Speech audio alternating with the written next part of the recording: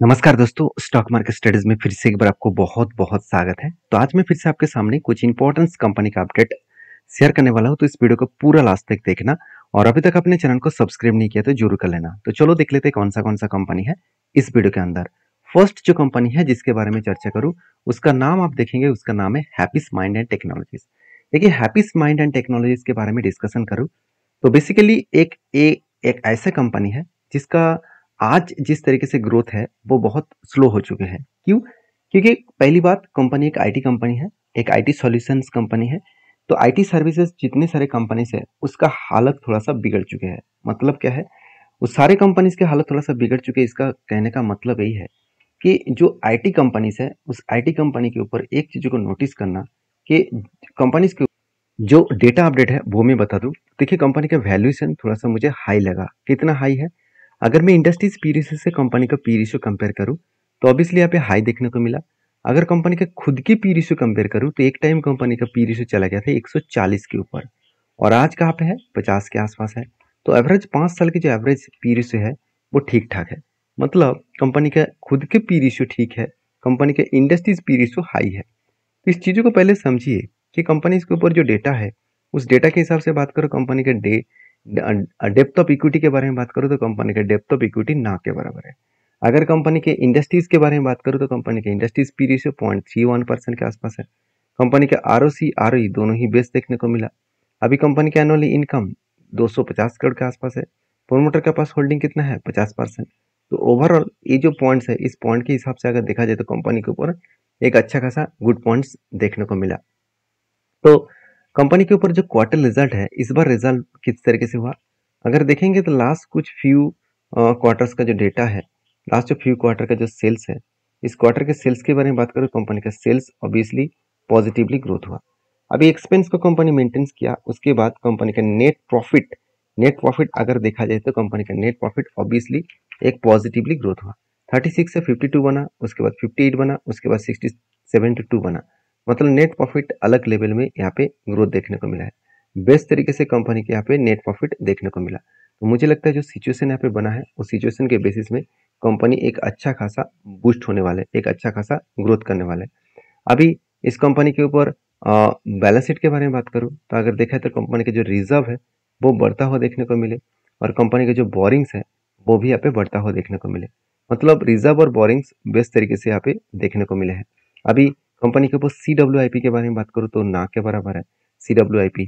और कंपनी के ऊपर जो आदर्श एसेट है उसमें से अगर देखेंगे कंपनी इस बार कैश इक्विपमेंट लेके रखा है। मतलब हाथ में जो कैश है पहले 26 करोड़ था, वो बढ़ के 1300 करोड़ हो चुके हैं। तो जो लोग सोच रहे थे कि कंपनी के पास जो कर्जा है तो वो कर्जे को क्या मिटा सकते हैं? ऑब्वियसली मिटा सकते हैं।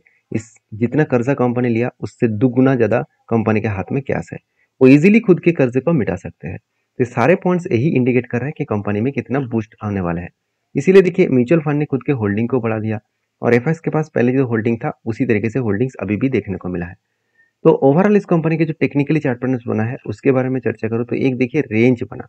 एक रेंज का मतलब क्या है? देखिए, कंपनी के ऊपर एक रेंज बना। पहले देखिए यहाँ पे एक बाइंग कैंडल का रेंज बना था, वो भी 20% नहीं 22% के ऊपर। तो जब भी इस नीचे लेवल का टच किया तब क्या बना? एंट्री बना। इससे ऊपर लेवल तक इसका टारगेट बना।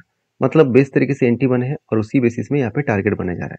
तो मुझे लगता है जो सिचुएशन है उस सिचुएशन के बेसिस में कंपनी आगे बढ़ने वाला है और इसी लेवल से फिर से वो नीचे लेवल में आए और इसी नीचे लेवल को टच किया। क्या इस जगह पे मैंने एंट्री लिया? बिल्कुल नहीं। जब एक बार कंपनी का टारगेट अचीव होता है तो मैं दूसरी बार कभी भी उस स्ट्रैटेजीज के बेसिस में मैं एंट्री कभी नहीं लेता। और आप भी कोई स्ट्रैटेजीज के ऊपर काम कर रहे हैं, मतलब आपने कोई स्ट्रैटेजीज को रिसर्च करके काम किया, तो मैं रिक्वेस्ट करूंगा उस स्ट्रैटेजीज के ऊपर एक बार ही काम करना, दो बार आप मत काम करिए। क्योंकि उस स्ट्रैटेजीज में पहली बार जब एंट्री बनेगा उसका टारगेट होने का चांसेस बहुत ज़्यादा होगा। सेकेंड टाइम अगर एंट्री बनेगा उसका टारगेट होने का चांसेस बहुत कम हो सकते हैं। तो नेक्स्ट जो कंपनी है उसके बारे में चर्चा करूँ, उसका नाम है campus, sorry computer age management services, जिसको नाम है कैम्स। तो कैम्स बेसिकली एक ऐसे मोनोपोली कंपनी है जो मार्केट से अच्छा खासा लेकर रखा है, क्योंकि म्यूचुअल फंड ट्रांसफर एजेंसी है और इस कंपनी का मार्केट से बहुत शानदार है। तो आप देख सकते हैं 69% मार्केट शेयर अकेला कंपनी लेकर रखा है। अभी वो किसके ऊपर है? India largest registered and transfer agent of mutual fund with the market share 69%।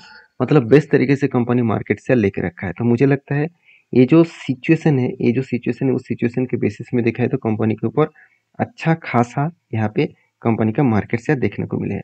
और इसी मार्केट शेयर के बेसिस में कंपनी के ऊपर आपको बेस्ट तरीके से सिचुएशन आपको आगे बढ़ता हुआ देखने को मिलेगा। क्योंकि कंपनी अभी बहुत छोटा है, 16,000 करोड़ के आसपास है। मुझे लगता है ये जर्नी से स्टार्ट हुआ है। तो कंपनी का P ratio, industries P ratio दोनों ही सेम टू सेम है। आरओसी आरओई बेस्ड है, इनकम जबरदस्त है और कर्जा एकदम जीरो है।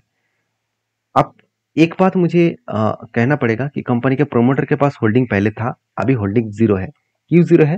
क्योंकि देखिए, कोई भी अगर बैंक सेक्टर, कोई भी फाइनेंस कंपनी अगर काम कर रहा है तो उसका जो प्रोमोटर होल्डिंग है वो हमेशा जीरो, ज़्यादा से ज़्यादा कंपनीज के ऊपर आपको जीरो ही देखने को मिलेगा। क्योंकि उस जगह पे इन्वेस्टर नहीं रहता है, उस जगह पे ऑपरेटर जो जितने सारे इंस्टीट्यूशन है वो उसको कंट्रोल करता है।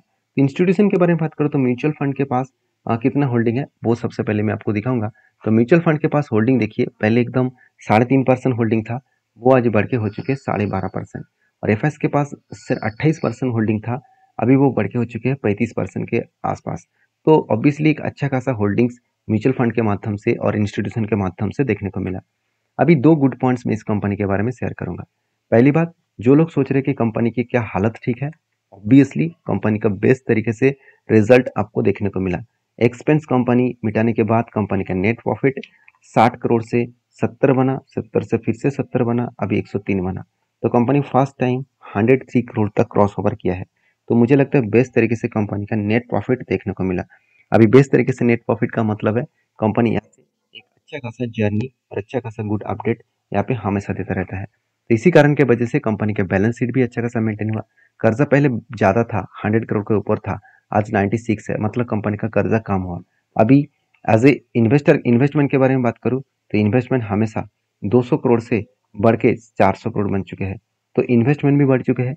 उसके साथ साथ कंपनी का फिक्स्ड एसेट पहले जितना था आज भी उतना फिक्स्ड एसेट है। हाँ, अभी ये देखना है कि कंपनी के हाथ में कैश कितना है। अगर कैश के बारे में बात करें तो 211 करोड़ कंपनी के हाथ में कैश है। अभी इस कैश से कंपनी कितना कर्जा लिया वो देखना जरूरी है और कंपनी कितना फिक्स्ड एसेट को परचेज किया। अभी कंपनी का फिक्स्ड एसेट कम परचेज किया गया है। क्यों? क्योंकि कंपनी ऑब्वियसली एक देखा जाए तो सर्विसेज कंपनी है, इसमें एसेट का ज़्यादा जरूरत नहीं है। जो मैन्युफैक्चरिंग कंपनी होता है तो उसका हमेशा एसेट का जरूरत होता है। तो बेसिकली कंपनी जो कर्जा लिया उस बेसिस में देखें तो कंपनी इस बार जो कर्जा लिया पॉसिट तो कर्जा यहाँ पे ना के बराबर है, तो इसलिए कर्जा यहाँ पे शो नहीं कर रहा है। बाकी इस कंपनी का वो जो टेक्निकली चार्ट पैटर्न है उसके बारे में बात करूँ तो जब मुझे ट्रेड मिला वो कुछ इस तरीके से ट्रेड मिला था, शोल्डर कम हेड कम शोल्डर बना और फाइनली ब्रेकआउट हुआ। और ब्रेकआउट होने के बाद देखिए कंपनी धीरे धीरे करके आगे बढ़ रहे हैं और आगे बढ़ने के बाद यहाँ पे टारगेट अचीव कर सकते हैं। और टारगेट अगर अचीव हुआ तो कितना परसेंट तक टारगेट मिलेगा? 31% के आसपास। और ये टारगेट अचीव होने का चांसेस बहुत ज़्यादा है क्योंकि इसका लाइफ टाइम हाई है 4022 के आसपास। तो इस लेवल के नीचे टारगेट बना है तो पॉसिबिलिटी ज़्यादा है उस टारगेट को वो फुलफिल करने का कोशिश करेंगे। तो बाकी आपकी क्या राय है जरूर मुझे कमेंट्स करके बताना। नेक्स्ट जो कंपनी है उसके बारे में चर्चा करूँ, उसका नाम है वारी रिन्यूएबल एनर्जी।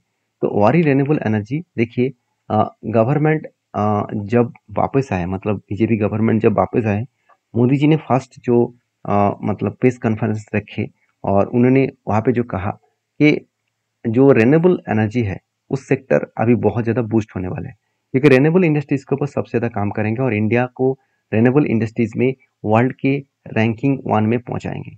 देखिए रैंकिंग 1 में पहुंचेगा कि नहीं पहुंचेगा वो तो बाद में पता चलेगा। फिलहाल के लिए रेन्यूएबल एनर्जी के ऊपर एक अच्छा खासा बूस्ट मिला है। तो क्या इस कंपनी के ऊपर कोई काम मैं अभी कर रहा हूँ? मैं सबसे पहले बता दूं, वैल्यूएशन मुझे बहुत हाई लगा और कंपनी के देखिए परफॉर्मेंस भी बहुत हाई है, आरओसी आरओई बेस्ड है और कंपनी के डेप्थ कम है, इनकम अच्छा खासा है और प्रोमोटर के पास होल्डिंग्स भी अच्छा खासा है। अर्निंग पर शेयर भी अच्छा खासा देखने को मिले। अभी कंपनी के क्वार्टर रिजल्ट के बारे में बात करूँ तो कंपनी का सेल्स का आंकड़ा 8 करोड़ से 77 बना, 61 बना, 273 बना। अभी देखिए कंपनी एक्सपेंस को भी कंट्रोल में रखे, उस बेसिस में कंपनी के ऊपर नेट प्रॉफिट देखा जाए तो कंपनी का नेट प्रॉफिट 7 करोड़ से 12 बना, उसके बाद 54 बना।